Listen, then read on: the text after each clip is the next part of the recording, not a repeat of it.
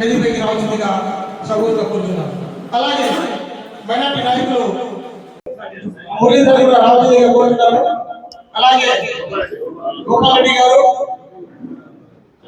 మరి జనసేన మరి రావాల్సిందిగా కోరుతున్నారు.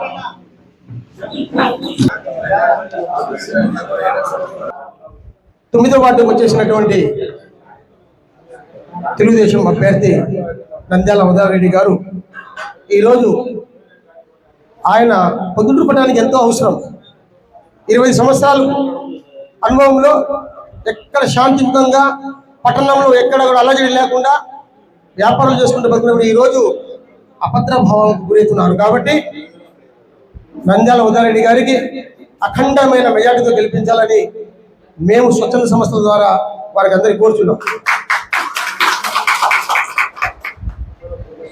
పొద్దుటూరు పట్టణంలో సంఘ సేవ చేయడానికి ఏమి ఒక వ్యాపార అభివృద్ధి కానీ ఒక పెద్ద పీట.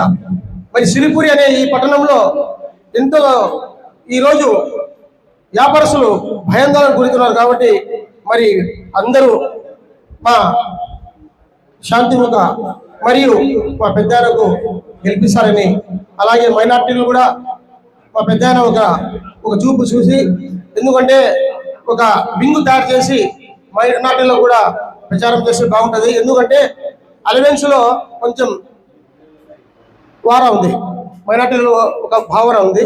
కాబట్టి అది గుర్తించి ముఖ్యరన్న ఆధ్వర్యంలో ఒక మంచి కమిటీ వేసి ఒక తయారు చేసి పూర్తి స్థాయిలో మైనార్టీలకు లేదు. గతంలో కూడా నారా చంద్రబాబు హయాంలో మైనార్టీలకు మంచి సంక్షేమ కార్యక్రమం అయితే ఏమి, మరి మంచి రంజాన్ తోఫా అయితే ఏమి, దుల్హన్ పథకం అయితే ఇలాంటి పథకాలతో చాలా అభివృద్ధి చేశారు. కాబట్టి మైనార్టీలు ఎక్కడా మీకు అవసరం లేదు, అండదండలుగా ఉండాలని తెలియజేస్తే మన పొద్దుటూరు పట్టణంలో గెలుపుకు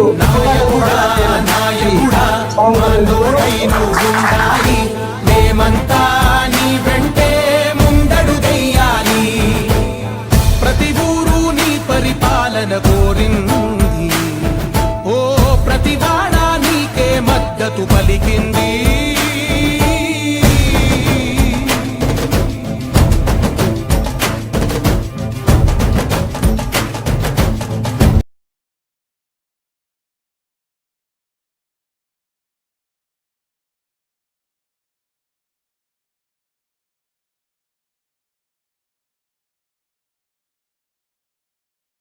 ఖాన్ గారు, బీటెక్ భాష గారు ఇక్కడ సమావేశమైన మీకు అందరికీ కూడా ధన్యవాదాలు తెలుపుకుంటూ, మరి ఎన్నికల ప్రచారంలో భాగంగా ఇక్కడికి వచ్చినప్పుడు ఆయుధ్ గారు బీటెక్ భాష మా దగ్గరికి వచ్చి మా మీటింగ్ దగ్గరికి వచ్చి మమ్మల్ని కలిసిపోవాలని చెప్పడం జరిగింది.